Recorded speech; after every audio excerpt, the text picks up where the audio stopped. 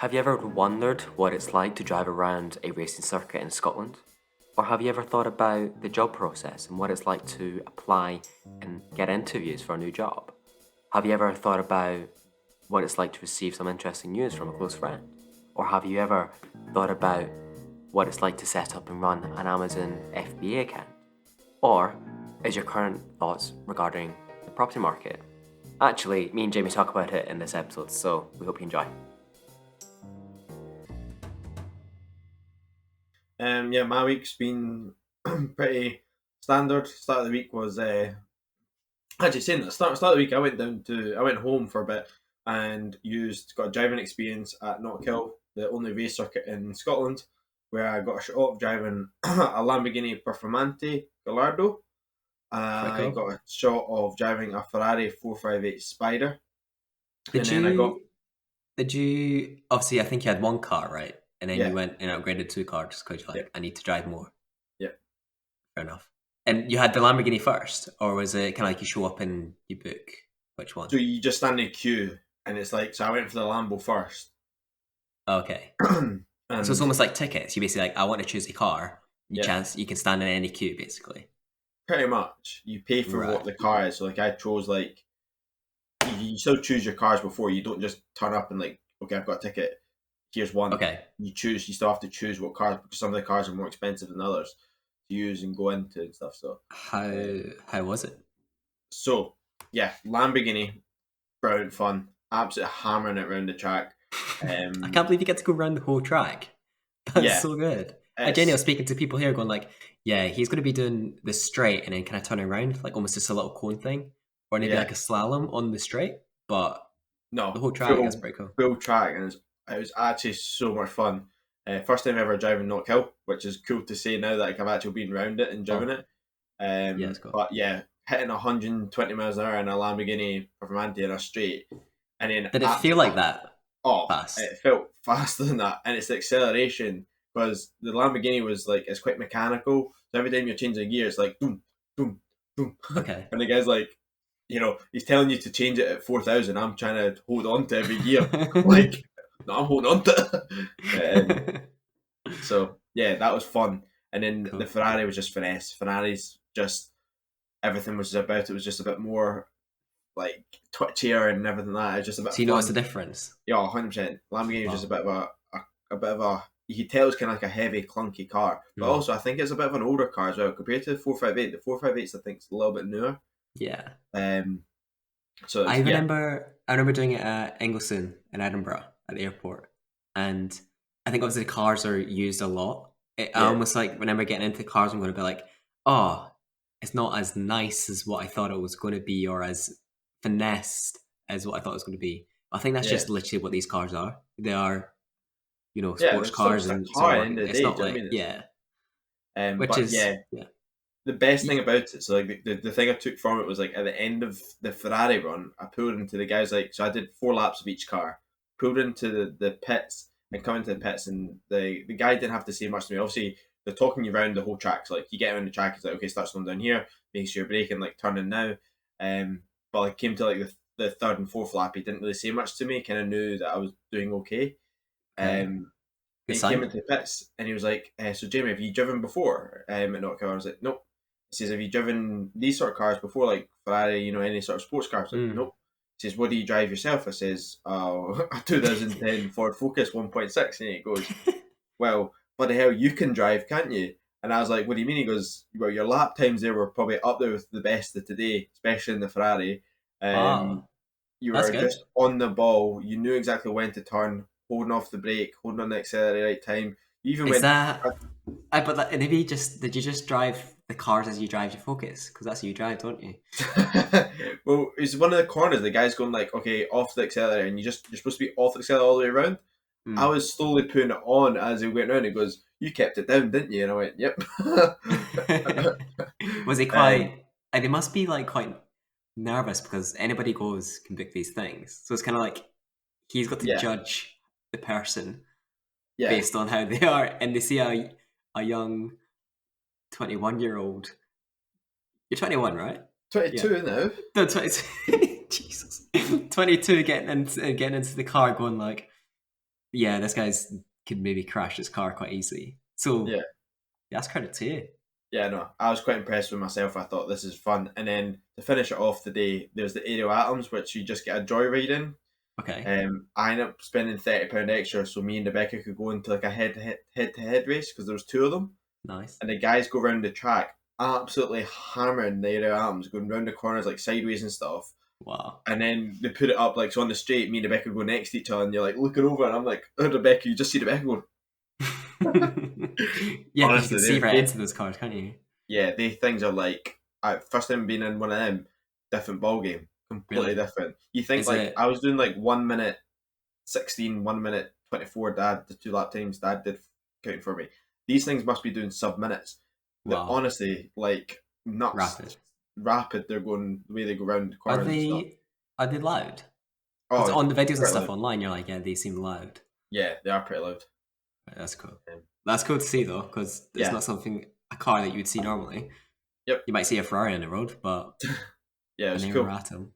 So then I No. finished that to come back up, and now I'm working every day since Wednesday to the end of the month, and then I've got 1 day off in the first, and I'm back Wow. on for another 3 days. So How do you uh, feel? Because I asked you about that, and like long stretches of no days off seem quite tough. Do you yeah, they feel like are. that? Do you feel like it's unfair, or what's? It's just part of the job. It's part of Okay. what sales requires. I think, especially with the way it worked with such a small team. I think if you were like in like car showroom, you know, you'd just be like, there's plenty of guys that would be doing it. So what you'd do is you'd have like, 2 weekends off in the month, and they'd just be set. Whereas this job's like your days off are generally just all over the place. Yeah. And I just think it's one of the reasons why I am sort of looking at elsewhere. One of It the is a bit things I'm going to like go into that. is Yeah, we can go into that. That like life work balance seems to be a bit not as good as what could be because of no, that environment. And it's not even like that's forced. That seems like maybe it's a small team and you need that, but at the same time, it's like, well, you need people to perform. You need breaks. So why create that environment? So yeah. yeah, Well, I've had like this month's been probably my one of my hardest months. I went obviously had 11 days holiday, so I've when you're a target driven job that's all about you making sure you get the sales on board. I started the month not in a great position, um, didn't get the sales that was maybe needed at the very start of the month. To then what to come back and then have it even harder. Like it's tail end of the month, people haven't been paid, trying to get like people to pay up front, and just like the whole balance of it all. I came back and probably had like the period I had off was lovely, but it made it even harder to come back to. yeah, So especially in I've sales, came like back and I'm like a mile behind where I need to be. you need like the But momentum, don't you? yeah, Yeah. I've only just started to get that back. I would say like in the last couple of days, like I've just been a bit like, okay, I'm getting numbers on the board, but not Mm. not projection what I need to do. Yeah, yeah. Um, No, that's fair. but Uh, you obviously you know that's not the reason that you've been looking for other roles. You obviously want to move on to yeah. something more specific to your degree and stuff, which is totally fair. I know you had an interview, Jerry. How did that go? So the interview was with sort of a marketing agency doing search engine optimization is what their main focus is. Um, Really short. Like I went on a call at half. It was supposed to be 9:30. Didn't start to about 35 minutes past. Okay. The account director or managing director of the company came on, asked me about 5 questions, and What then kind of left. questions do you remember? So one's obviously SEO. What is SEO? Okay. Why have you moved on from like being an account executive with the stealth startup? He was like, "Oh, were you made redundant there, or did you fail probation?" And I was like, "No, I actually managed to get one of the biggest clients and stuff." So I was like trying to obviously back up. Yeah. The whole way he went about the questions, I found it that I didn't probably answer them in the best way possible as I could have. What do you mean? Um, like doing the star process, like giving him an example. I think probably the first couple of questions I just told him stuff, which Like, so probably you didn't really follow, as in you were following the format, it wasn't really working, or you yeah, just I just didn't. couldn't get the question switched around to then be like, here's an example. Gotcha. Um, so yeah, a little bit annoyed with that. But it's sort of like first one I've done since David Lloyd's. Um, cut in with them and just like Yeah, first one since then, and I just fair kind of enough. like see how it goes. But the next, I'll find out on Tuesday. So by the next episode, I'll have told you guys if I've made it through to the next stage, and the Cool. next stage is a presentation. So What do you mean by it was really short? Do you think they were just okay? We've it got was a bunch of that. 20 minutes with the guy. So like for Oh, an interview that I thought was going to last till like 10:30 at 9:30 till 10:30, I thought maybe it would have lasted, or at least near to that. Finished by 10 o'clock. well, I mean, we did you did the whole prep beforehand. The night Yeah, before, we had a call to prepare. Yeah, it seemed like almost like it was heat up to be like you were saying a bit longer.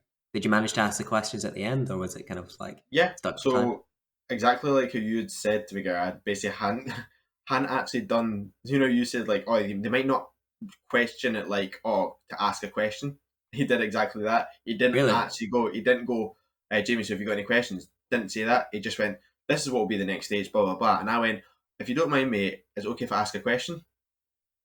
That's I'm good. glad you said that Nice. because I did take that on board and actually asked Cool. ended up asking the director a question. And after he left, because he had another meeting too, because he's got end of month meetings all day, he was saying today. So I ended up asking the other woman who was on with Nice. me, asking her another question.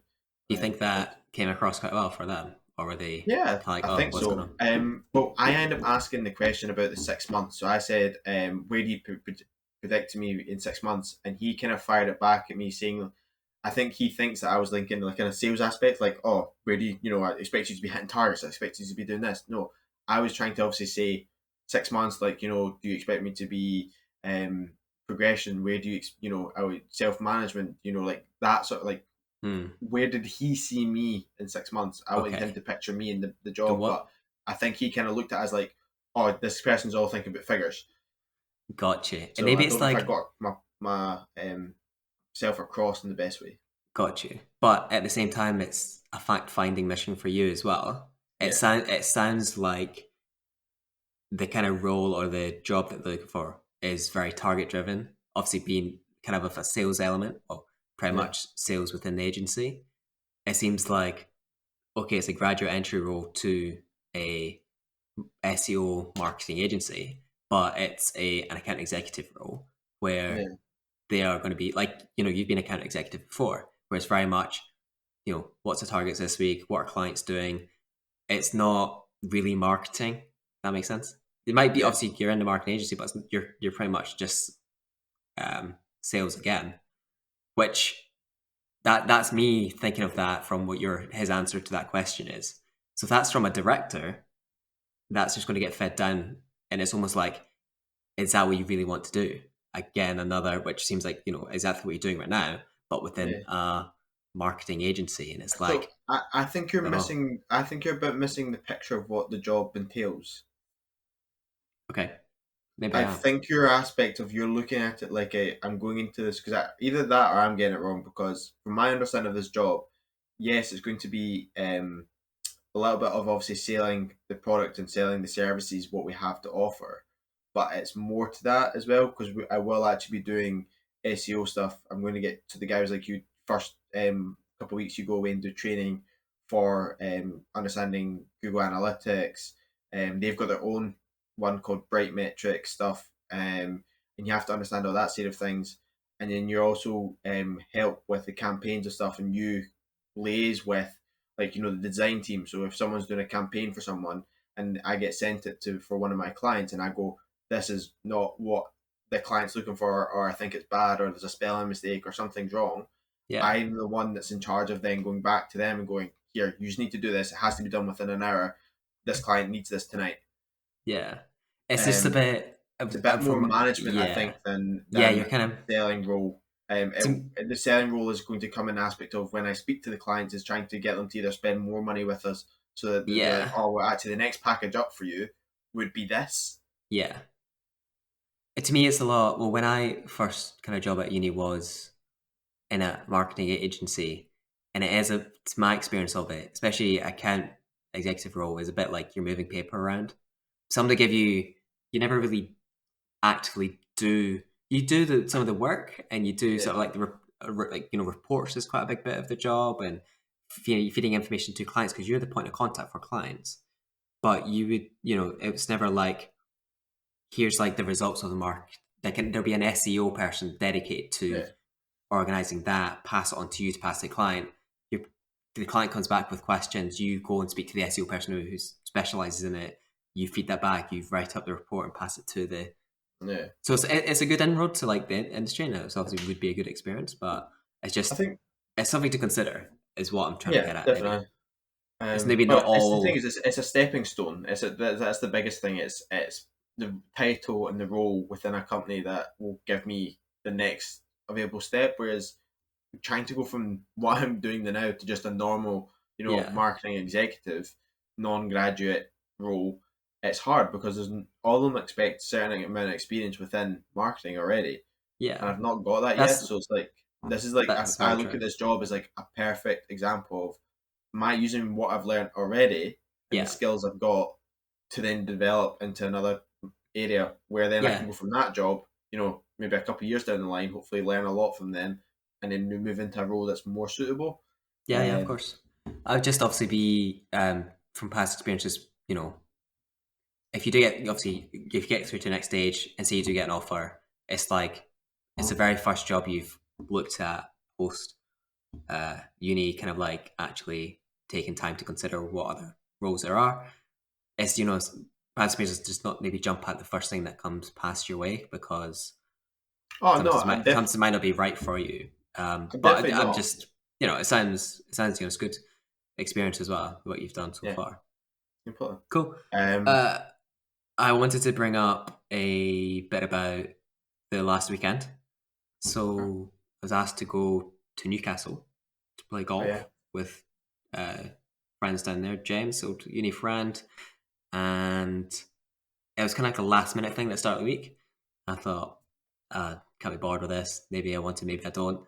Said no yeah, initially, and he was like, actually, why don't you come down just a Saturday then instead of Friday, which I planned. yeah, And then I was like, actually, I'm just being very stupid. Say yes to a lot of things. I need to say more yes to more things.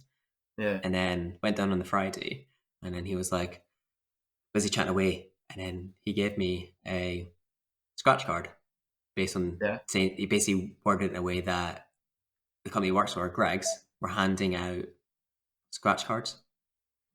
Okay. And obviously, I just said, oh, that's a bit strange. And then asked Rebecca, his fiance, being like, oh, do you not want to scratch it? And he's like, no, no, no, no, it's fine, it's fine. We've got loads of them. They're just handing them out for some reason. So I start scratching just the first row, going like, it's like one of these ones. If you get three in a row, you win 250,000.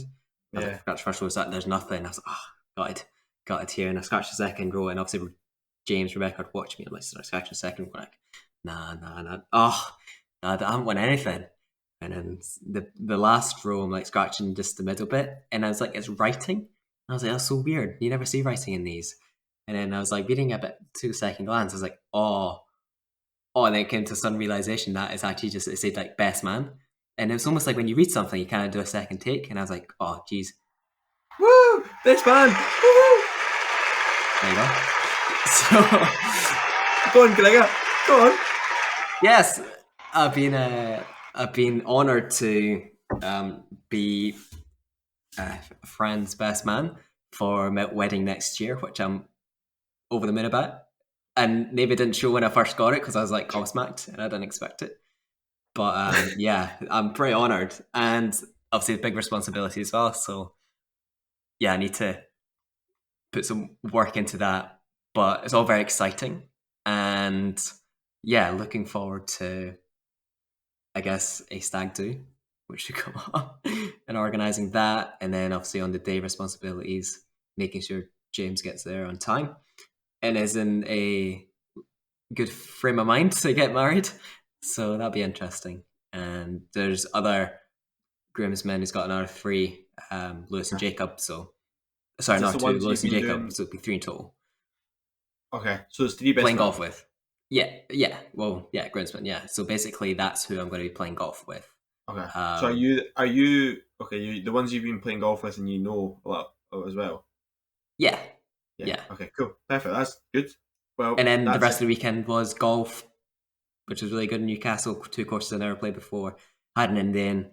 And then we had a kind of barbecue watching the final games of the Premier League on Sunday, which again, don't really watch too much football or get too many other players, but yeah, it was fun. It was a good time and just Yeah, absolutely stuffed full of food. And then got a late train back to Edinburgh, arrived at like 12 at night, and then just crashed in bed. But I do think yeah, I was that's gonna me. say like that sort of stuff. Like, see, like that the ability, obviously, like all these working like 9 to 5, Monday to Friday jobs, like that ability to just at the weekend to then go and do stuff. Like, I said, it's one of the reasons why as well that I'm kind of looking for something else is there's no ability to do that. Like, I would Mm. love to go, Gregor. Why don't you come up for the weekend? Me and you can go play some courses up here. There's tons of courses up this way That's a that I'd really love good to play. example. That'd be so And much. That'd I'm be so like, much better. Yeah. yeah, like imagine finishing on a Friday, come up, you have a place to stay, go out, we can go play some round of golf, go out for a meal, have just a bit of different time and stuff. But I just can't. Like, that's one thing I find the hardest with the job that I'm currently in. And it's just not worth it, Like Yeah, that's a like lifestyle.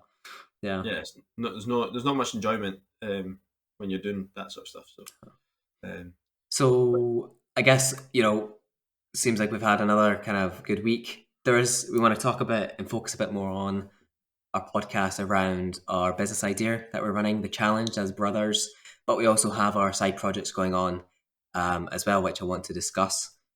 yeah, So again, moving to be more business focused, a bit more about how we generate money and the challenge that we're doing, and so what activities are we doing yeah. between the three of us, three brothers. But first of all, Jimmy, can you give us an update on your Amazons, your FBA?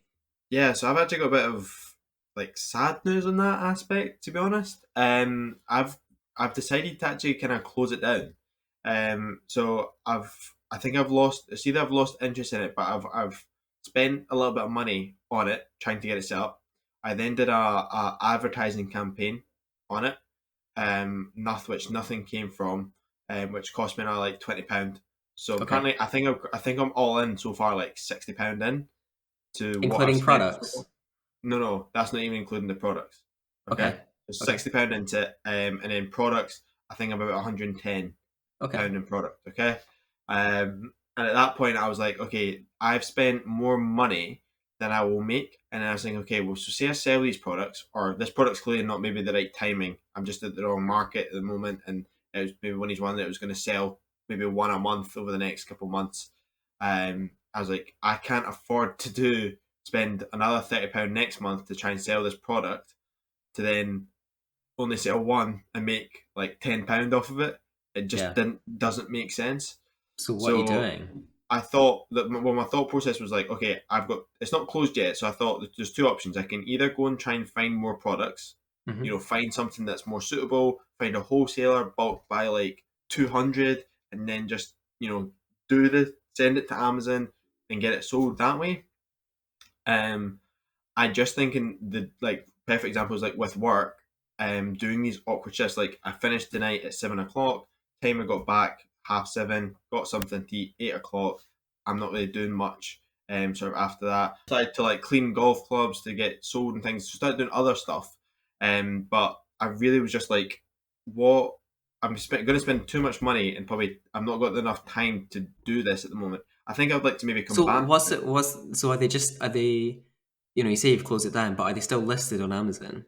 Yeah, they're currently still listed on So they're Amazon. still there. They can be Still sold there. at some point. Somebody can discover them. Are you listing Yeah, them anywhere else? yeah. So I've actually put them on Facebook Marketplace now, Cool. to try and get them rid of them there. And So when yeah, you say just you kind of stopped, it's more like you stopped the advertisement, right? yeah. So I'm not going to sell them through that. My thought process now is I'm going to use eBay. I'm going to use things that I know and how they work, and I've done them plenty of times. eBay is my next step. So Facebook, no fees, just like try and sell them locally, get people to come pick them up. And Hmm. then if not, I'm going to try and put them on eBay, and set like a specific price, just set 6 listings. Once they're sold. And Would you just do do them. Gumtree or another Um, avenue? I don't know about you, but like, I think Gumtree's dead. I think Gumtree as a platform's gone. Well, Facebook. I think uh, Facebook.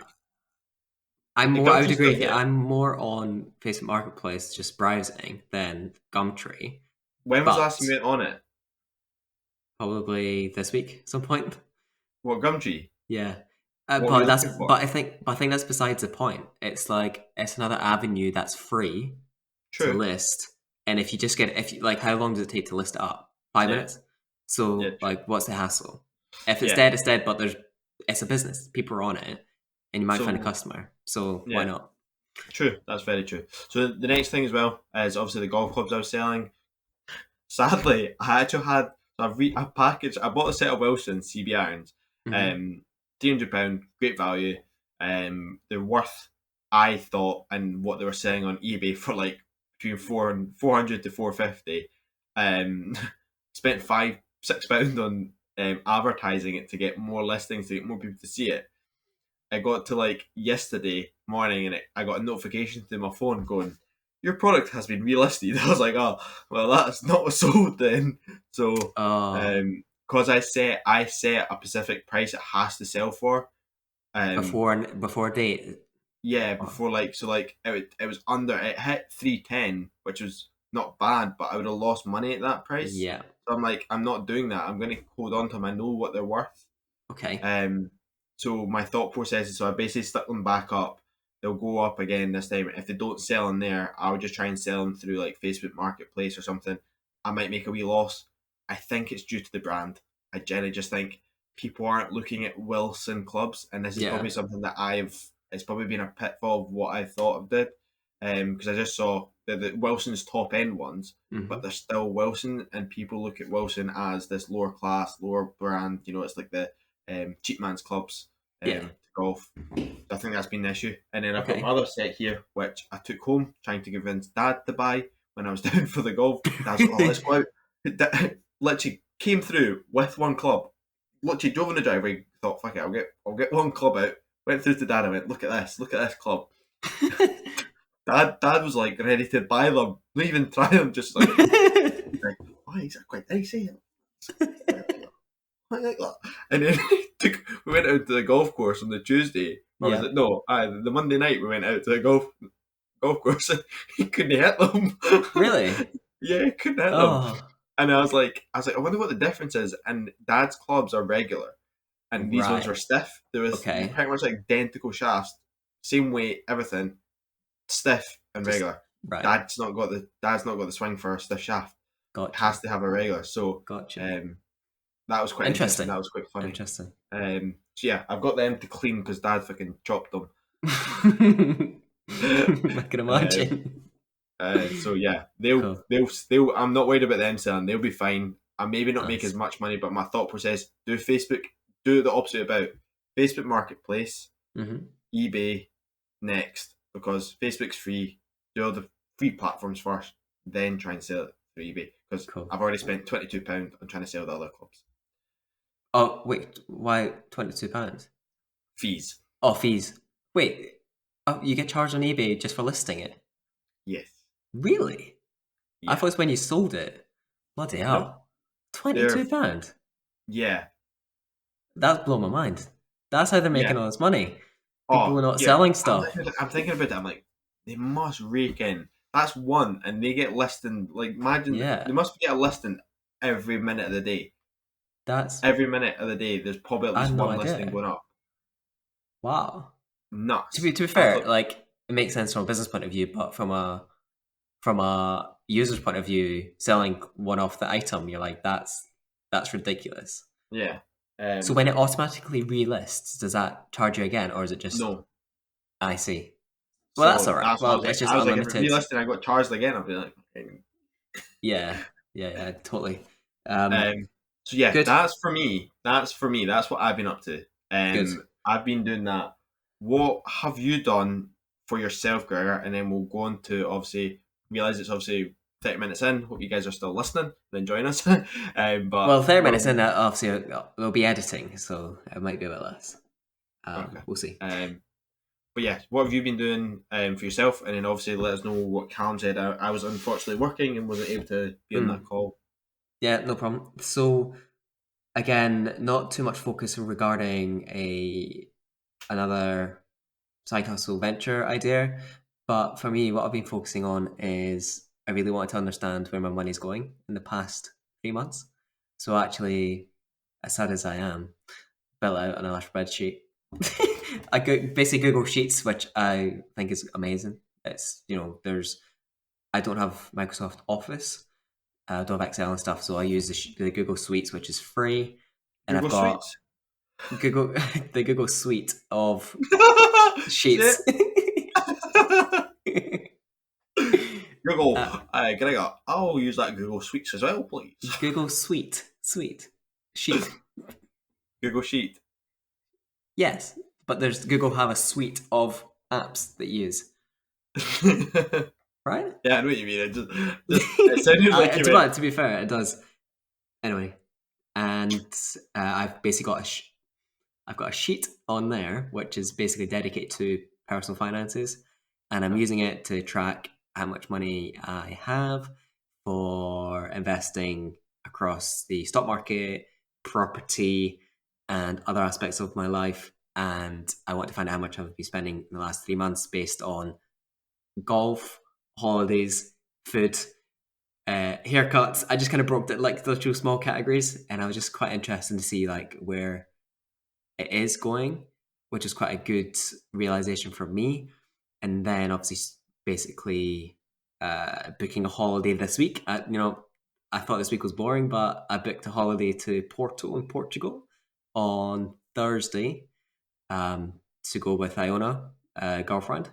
So we're going next month for 6 days, 5 nights, and got a good Wow, deal on that. So nice. yeah, I was like, just breaking it down, figuring out where money's going, because as I said before, I just want to basically be in the right place for um, looking at buying a property. I need to approach a mortgage advisor soon, I think, and start doing viewings. But that's that. I did some of that stuff this week, basically. Okay. So you obviously we've to kind of like bring it to obviously the business. Our dad has obviously sent us a couple of messages regarding our recent podcast. But regarding property, which I found really interesting, he's obviously either been speaking to our uncle Kenny or our auntie spoke to him a little bit about obviously property and where that market is going. Um, and there's a prediction that from our uncle Kenny, who is a big estate agent owner and knows the market very well, Yeah. predicts that something like a crash is about to happen with it. Hmm.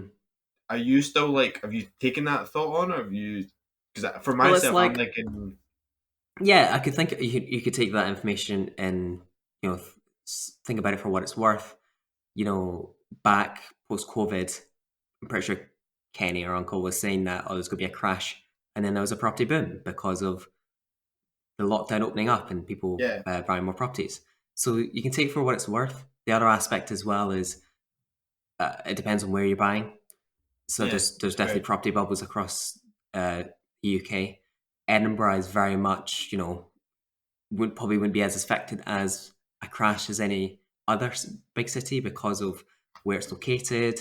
There's inflation on property prices here to certain other places in the UK. There's always going to be a demand here for property because it's a capital city in Scotland. It's got a castle. It's got a lot going for it. There's a festival. So if it's a crash, it's cyclical as well. So, and I was also thinking, so a crash makes sense for if you're buying because it might be cheaper to buy, but in Edinburgh, it's, probably wouldn't make a huge amount of difference. It might yeah, do, but it might not happen at all. The other aspect is what I was thinking of is we're thinking to be long term and it's cyclical. So we'll be owning the properties for longer and we're looking at rental income from properties that we own. yeah, So actually, a property crash shouldn't come into effect because we wouldn't realize a crash price. We wouldn't be selling during a crash. Ideally, that's a plan. yeah, So it's on it, the face of it, saying there's a crash. Somebody says to you there's a crash every 8 years for when the property cycle happens or when the economy yeah, happens in the past, and on this basis, you'd be like, okay, you take it on the chin and say what it is, and if anything, it could help me and you buy a property at a cheaper price. But as I yeah, said, Edinburgh's got an inflation on it already, and doesn't seem to be, well, I guess it's definitely slowing down any at the moment. The other aspect as well is, I guess, because of the crash might be coming because of like obviously inflation's increasing. People are like, more stretched for their finances, and then the government's basically saying that this nest egg that everybody's built up during the lockdown by saving money, this is like the time that people need to be spending that savings, and it's like, okay, and they've come up with other measures lately to help reduce the, I guess, the inflation and the expenses coming through, but ultimately, you just need to position yourself in the best place to buy a property that falls within your remit of Yeah. affordability. And I feel like I've done that, or I'm doing that. Mm-hmm. So yeah, that doesn't doesn't concern me too much, and I'm not really paying Yep. too much attention to it because it only matters to me if the properties I'm seeing that come through that fit my remit are, which is a smaller subset of the whole Yeah. market, affects my ability to buy a property. Completely. You know, I think so yeah, there's no point stressing too much about it. It's my point completely. basically. Yeah, definitely. I think my aspect with it is I'm probably still up in the air where I'm being don't know what the next 6 months gonna look like for myself. So yeah, I'm kind of nowhere near I where I kind was of want to be. But my thought process with it now is like okay. I'm just gonna keep building our pot. So obviously we've got the help to buy. My Mm, thought is like realistically, I'm probably wanting to max that out. I think by the time I'm probably actually settled and ready to buy somewhere, hmm I'm probably in a position. I'll probably have maxed out. I'm probably Yeah, looking at I think another year, which I don't want to say because I would rather get something sooner than later because I know yeah, I've got the money for it. But to be more secure and yeah, more sort of happy with going for a property that's maybe a bit more yeah. No, suitable, I know what it feels it'd like. be better just wait another year. I'm only Yeah, 22. I do. Yeah, no, I know how that feels, and part of me does go as when I do hopefully eventually get one. Is I feel like I'll be more keen to actually help you out as well. So you can even Yeah, do like one of these joint mortgages or the family mortgage, where it's actually, because I see it as, we'd like, help each other out, but yeah, definitely. also the property that you buy, ideally you would be looking to keep onto it and rent out afterwards if the numbers work. Yeah. Um, and yeah, I'd be keen to do that as well.